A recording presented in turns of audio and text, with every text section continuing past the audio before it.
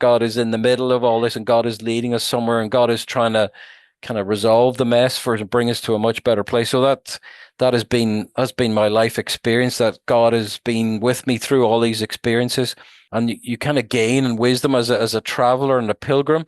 You learn more about how God operates, and you learn to be more free and learn to travel more easily and let go of things is the big thing. I think in order to do what God wants is to try to let go. The Lord's my shepherd, I'll not want. He lets me rest in pastures green.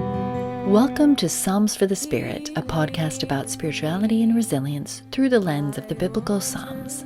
Since 2013, I've been singing psalms set to traditional Irish and Scottish melodies with my dear friends, the McGraths. And in 2020, I started this podcast to explore the connection between resilience and spirituality as it's expressed in the poetry and music of the Psalms.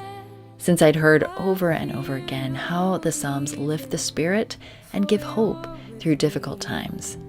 I've loved this exploration so much that I'm making a few changes, which I'll let you know about soon. Today's guest is Brendan McManus, a Jesuit priest based in Dublin. Brendan and I have a lot of friends in common and many overlapping interests, but we've never met in person yet, although I'm sure we will someday soon. So it was a pleasure to meet him virtually for this interview. He'll introduce himself and share about his life story and how the Psalms accompanied him on the way. And whatever it is that brought you here, I'm so glad you're with us. Water still, he restores my soul, restores my soul. Even though I walk through the darkest vale, I'll fear no evil, for you're with me, your rod and staff. Brendan, thank you so much for being on the Psalms for the Spirit podcast. And we're very delighted to have you to share about your perspective on the Psalms and to tell us a little bit about yourself. And so can you begin by just introducing yourself to the listeners and just in any way you would like to, whether that be about your personal life or your professional life or the story of how you came to be who you are today. Sure. Thank you. And I was delighted to be here.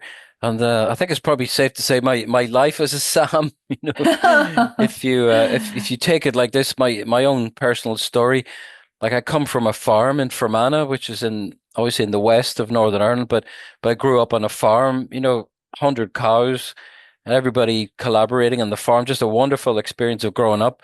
But then unfortunately my dad got sick and subsequently died. So I had to run the farm for 2 years. And that was a tough experience. But it was a real education about what do you really want, and I went back to college, did psychology, did computers, worked in information technology in England for a number of years, and then got disillusioned with the corporate life. I had this great lifestyle and all the money and credit cards and everything, but no happiness, no inner happiness. So that search for God ultimately eventually went to Australia, met the Jesuits, came back and joined the Irish Jesuits in Dublin. And so that's like that journey for me. It's a bit like, Psalm 23. You're walking with God, moments of darkness along the way, but ultimately God's blessing in the end. Being a priest for me has been an extraordinary blessing. Been able to minister and help people, and I write books and I blog and I do spiritual direction, lead retreats, talks, everything. So it's been a wonderful the transformation in my life and finding this whole new energy and finding God and finding ways of ministering to people. So, yeah. Well, that's a wonderful story. And right now you're in Dublin, but you have lived in Northern Ireland and many other places as well. And you're currently working at a retreat house. Is that right? That's right. I'm in the Jesuit retreat house in Dublin. So we lead retreats here all the time. I have groups and individuals, normally silent retreats with scripture. So I would often quote the Psalms to people. Do you? Yeah. Oh, that's great. Well, thanks for that brief introduction to who you are, and we'll get to know you a little bit more as we continue to talk. So you've already said that the Psalms are kind of woven into your ministry in those ways. Is there a psalm that kind of expresses what, your, I guess, your life experience or your story? So right now I'm asking a different question on the podcast, which is about how the Psalms connect into our life stories. So however you want to answer that, if there's a Psalm right now that you would turn to express how you feel about the world these days or your own life, or if there's a Psalm that expresses kind of your own life journey. But I find that that connection with people's own lives is really where the Psalms come alive. Sure, sure. Yeah, just to say first, I love Bono has this take on the Psalms where he says they're like the blues in terms of music. They're like the blues of the music world. They speak to people's experience, especially people's tough experiences. Hmm. So what I'm going to do, I'm actually going to select a little sample from a number of different Psalms here to answer that question. Okay. So I Very good. always start with Psalm 139. It's one Mhm. of my favorites. We are fearfully, wonderfully made. And it points to this thing about we are created by God, and God is all our days recorded in His book, and He watches us closely and is very close to us. Is the kind of first one, Yeah. but then like Psalm 137, the rivers of Babylon, the exile. That being exiled, I have had that experience in my life. Obviously, working Mm. in computers and being away from home and Mhm. losing myself a bit. Mhm. And then Psalm 130, out of the depths I cry to you, that sense of this kind of cry to God out of difficult situations. And then Psalm 22, you have God, why have you forsaken me? It's Mhm. in the mouth of Jesus on the cross, but I love that particular Psalm, that Mhm. line, something about even Jesus had that experience of feeling abandoned by God, even though there's a psalm of trust ultimately, and everything swings around after that. Yeah. But then Psalm 23, obviously, the Lord is my shepherd, and that we're on a journey with God, and that we're on this, you know, going through the valley of darkness, but then coming to these great blessings of God and coming into this kind of promised land idea that we get to eventually. So something like that, a synthesis of a number of different Psalms there. Yeah. Oh, yeah. And I can see how those all they speak to each other in really lovely ways too. Journeying with God. I know that you lead pilgrimages a lot, so I wonder if you see that language too of journeying. And I've heard your story about walking the Camino and of it being actually a really difficult experience. And do you want to tell a little bit about that? Oh, sure, sure. I mean, I've done the Camino a number of times, maybe 8 times, and I've had some extraordinary experiences, like really wonderful experiences. And especially 2011, I did the northern route 5 weeks for my brother who had died tragically, but it was a Mhm. wonderful experience of God. It was like an amazing high point. And Mhm. then a couple of years later, I was working in this particular ministry, suicide bereavement ministry, and I was getting a bit burned out. And I went back on the Camino to kind of relive this high point. But Yeah. instead, I got injured on the second day, and I bust my knee. It fell heavily, and I was walking, limping along, and went to the doctor. Got misdiagnosed. In fact, the kneecap was fractured, and they completely missed it and bandaged me up. Told me to keep walking, give me some tablets, and eventually I had to abandon the Camino, come back home to Belfast. Eventually, a physiotherapist diagnosed it and sent me to A&E, the emergency room. Eventually, I had an X-ray, and eventually, I saw the crack in the kneecap. Oh And no. yeah, and it was And you funny. realized why Yeah, I you're in so felt much pain. exactly. I felt justified. Yeah. And then I was in a cast and laid up at home, and that was a tough moment, just to be suddenly reduced to being an invalid back at home, just Yeah. like Saint Ignatius of Loyola, the founder of the Jesuits. He had a real transformational moment in his illness, and same for me. That's where I got in touch with Jim Deeds, a great friend of mine, collaborator. We wrote this book together called Finding God in the Mess, which kind Hmm. of summarizes all of that, that God is in the middle of all this and God is leading us somewhere and God is trying to kind of resolve the mess for us and bring us to a much better place. So that has been my life experience, that God has been with me through all these experiences. And you kind of gain in wisdom as a traveler and a pilgrim. You learn more about how God operates, and you learn to be more free and learn to travel more easily and let go of things is the big thing. I think to Mm.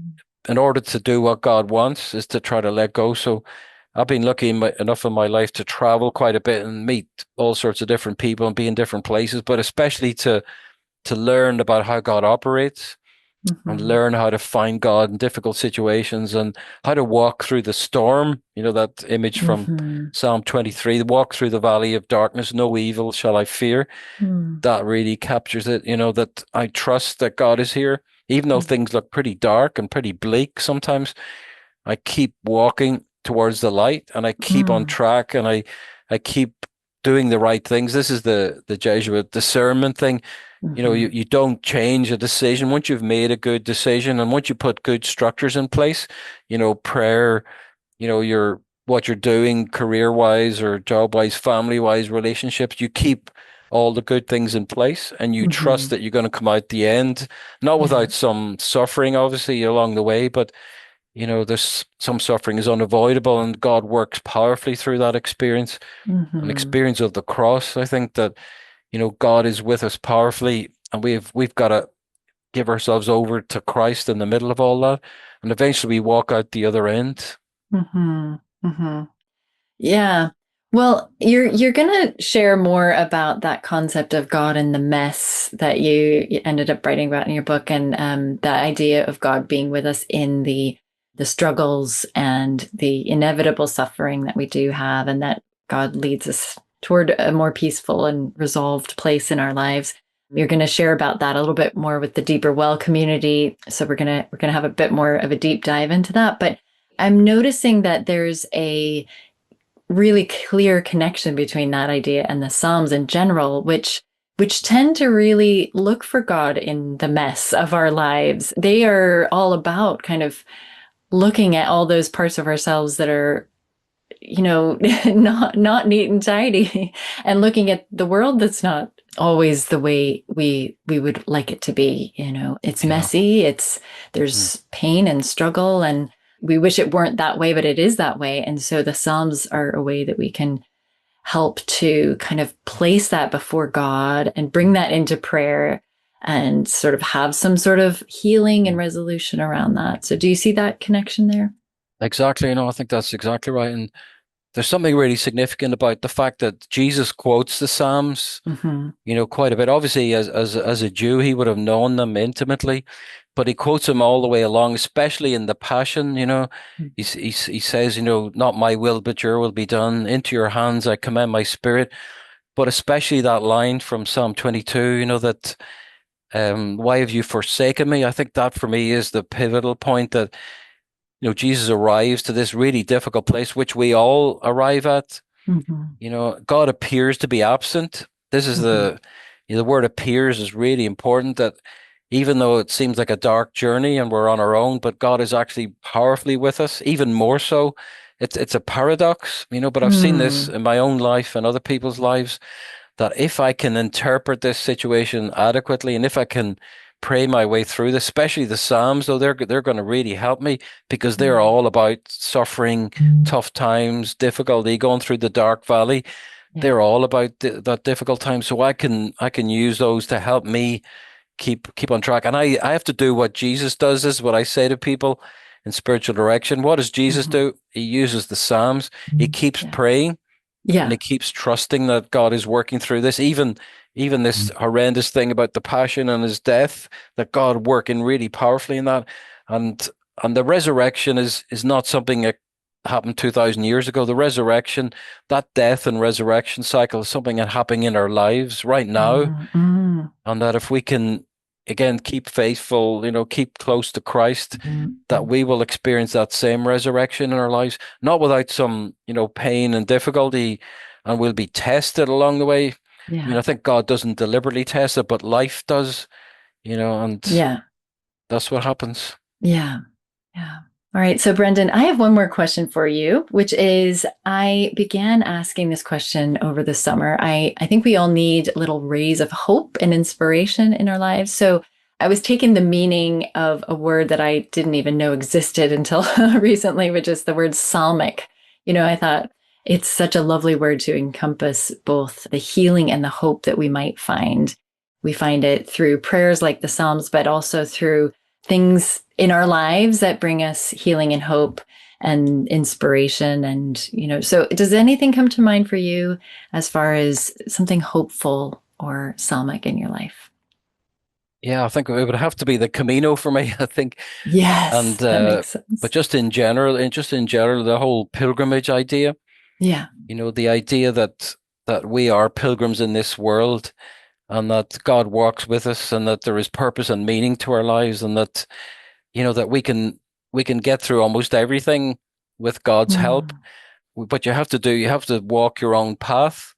That idea about being pilgrims is very much part of the Psalms as well. I mean, there's a whole set of pilgrim Psalms, which is the journey to Jerusalem, that they would Mhm. sing the Psalms together as they walked up to Jerusalem. So that idea, at the heart of all that, is this idea that we walk through the valley of darkness, and that God is with us, and that fundamentally at our core we are pilgrims. God has created us to move through this world with God's help, and to be free, try to be free of possessions and things and fixed ideas in order to be more with God. So this journey of learning Mm. about God, the way that God is. So I find that helpful, and it always, like I always say to people, if you're having a tough time, just get outside and walk, Mm. and Yeah. remind yourself that you're a pilgrim, and that you're created by God, and you're part of creation. So even that thing about being with nature for us is enormously restorative, because Yeah. it's so much part of who we are, our identity in God, part of creation. So getting in touch with creation, with your feet. And again, I always say to people, if there's a storm, just keep walking through the storm. Do not focus on the storm. Look at your feet and the path, your Mm. humble little path that you're walking on, and that's what will bring you out the other end. Wow. Well, thank you for that reminder to all of us to just step out onto the path of our pilgrim journey, wherever that may take us, and through the dark valley, but that leads us to a place of blessing. So thank you very much, Brendan, for being with us today. Oh, you're welcome. It was lovely. Thank you. All right, bye-bye. Me all my days of life, and I'll dwell within the house of God my whole life long, my whole life long. Surely goodness and God's mercy great shall follow me all my days of life, and I'll dwell within the house of God my whole life long, my whole life long.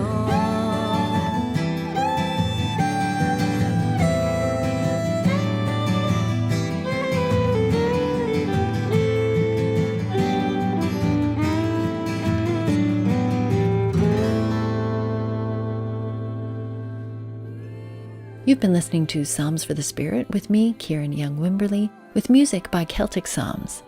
If you enjoyed this episode, I would love it if you would leave a 5-star review so that others can more easily find it.